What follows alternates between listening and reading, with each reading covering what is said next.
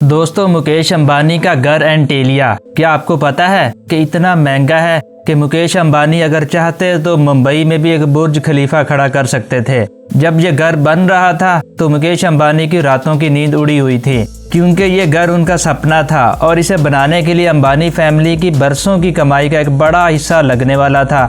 एंटीलिया की कंस्ट्रक्शन के लिए एक नहीं बल्कि दो ऑस्ट्रेलियन कंपनीज को मुंबई आकर इस आलीशान घर को बनाना था।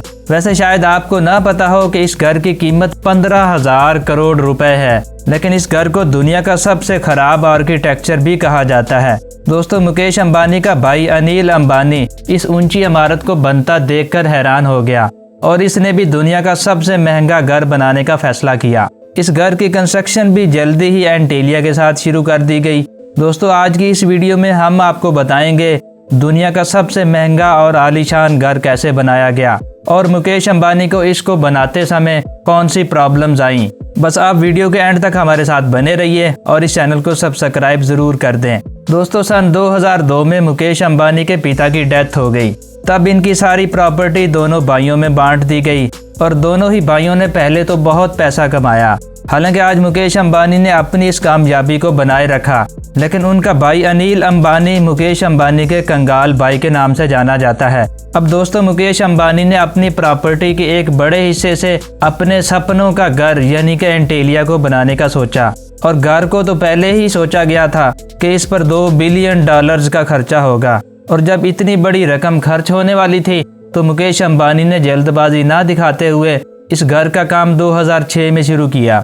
दोस्तों, सबसे पहले मुकेश अंबानी को एक ऐसी ज़मीन की ज़रूरत थी जो कि इस आलीशान घर का वजन बियर कर सके, और वो ज़मीन इन्हें मुंबई के बिलियनियर रो में मिल गई। इन्हें अपने घर एंटीलिया के लिए करीब 4 लाख स्क्वायर मीटर की जगह चाहिए थी और इसीलिए उन्होंने वो जगह 21 करोड़ रुपए में खरीद ली। आपको बता दें कि जहां आज ये आलीशान घर है, अंबानी ने इस जगह को मुंह मांगे पैसे देकर खरीद लिया। अब इसके बाद मुकेश अंबानी को ऐसी कंपनी की तलाश थी जो कि 15,000 करोड़ रुपए के घर का डिजाइन बनाकर इसको एक अलग ही मकाम दे पाए, और इसके लिए नीता अंबानी ने उन डिजाइनर्स को बुलाया जिन्होंने न्यूयॉर्क की मैंडरिन ओरिएंटल नाम की जगह को डिजाइन किया था, क्योंकि नीता अंबानी इस डिजाइन से बहुत इम्प्रेस थी। अब डिजाइन तो इंजीनियर्स ने तैयार कर दिया, लेकिन अब बारी थी इस जमीन पर एंटीलिया को खड़ा करने की।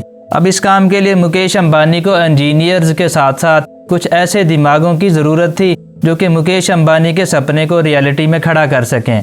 मुकेश अंबानी की ये भी शर्त थी कि बिल्डिंग 8 रेक्टर स्केल के जल्जले को बियर कर सके और दुनिया का कोई भी डिजास्टर इस बिल्डिंग को हिला ना पाए, और इसीलिए मुकेश अंबानी ने ऑस्ट्रेलिया की 2 कंपनीज को काम सौंपा। बिल्डिंग एंटीलिया की एडवांस इंजीनियरिंग से बनी नींव है और इसीलिए बड़े बड़े लोहे के पाइल्स को जमीन में गाड़कर इसका काम शुरू किया गया था।